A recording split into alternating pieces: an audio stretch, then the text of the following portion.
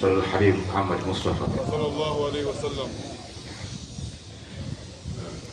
Inshallah, baada ya kupata fatha ya Sharif tutakuwa na fatha nyingine kama tatu, alafu tutapata dua tena. Baada ya hapo tutapata uradi wa Wasilati Shafi, huku tukisubiri jikoni nao wanafanya harakati zao. Ila kwa sasa tutaisoma Wasilati Shafi kwa maana ya kwamba mwenyewe Al-Habib Sheikh Saleh katika uhai wake ni miongoni mwa kitabu alichokuwa kikipenda kukisoma mara kwa mara. Haikuwahi kutokea mzee akawepo kwenye shughuli yoyote Wasilati Shafi isisome. Kwa hiyo mchana tutaisoma Wasilati Shafi, lakini usiku tuna kitabu kingine pendwa cha Sheikh, Istighfar. Hivi ni miongoni mwa vitabu ambavyo mwenyewe alivipenda kuvisoma mara kwa mara.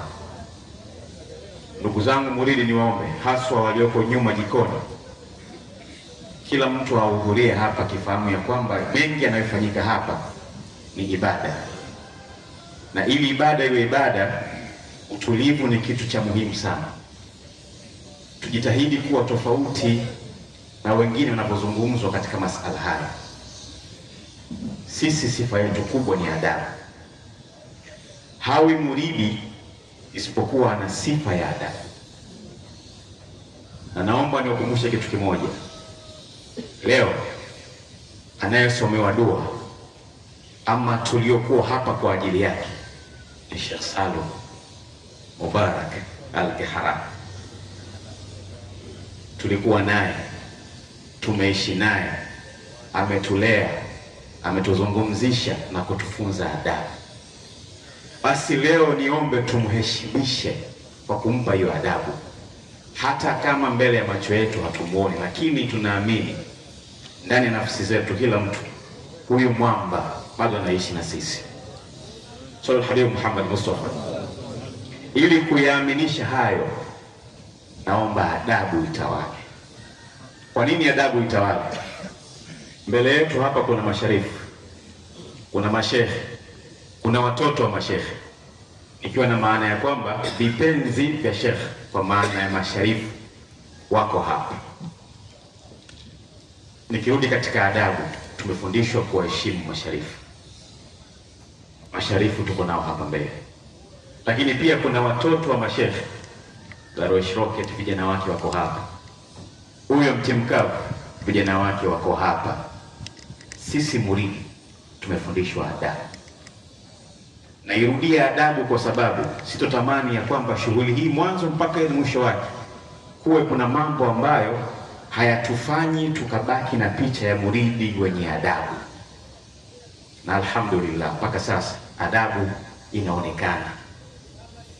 Kila katika sisi aliyokunya ijazi adabu yake inaonekana. Tumswalie Mtume Muhammad. Adabu hii kadumishwa mpaka mwisho shughuli itakapokwisha, ili kila katika sisi aliyekuja apate nafahati, asrar na baraka za hili jambo. Tuko sawa sawa ndugu zangu muridi? Kwa mara nyingine tena karibuni sana katika mji wa Dar es Salaam.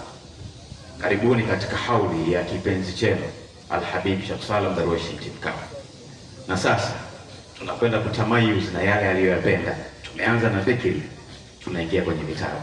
Kitabu cha sasa ni kitabu cha Wasilati Shafi, kitabu ambacho alikuwa kikipenda sana. Nani atakayesoma? Tunakwenda kumkabidhi sharifu ama masharifu, watu waliowapenda na wao wakapendana naye katika kutamayuz kwenye kitabu alichokipenda.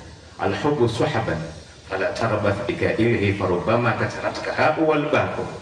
Kwa hiyo vitabu vitasomwa, kila kitabu kitukumbushe hekima na busara za kipenzi chetu Al-Habib Mtimkavu Darwish.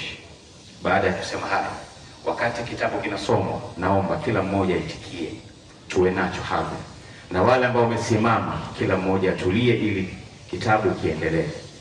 Baada ya kusema hayo, Sharifu, kwa heshima na taadhima, nakuomba usome Wasilati Shafi. Karibu. Fatiha.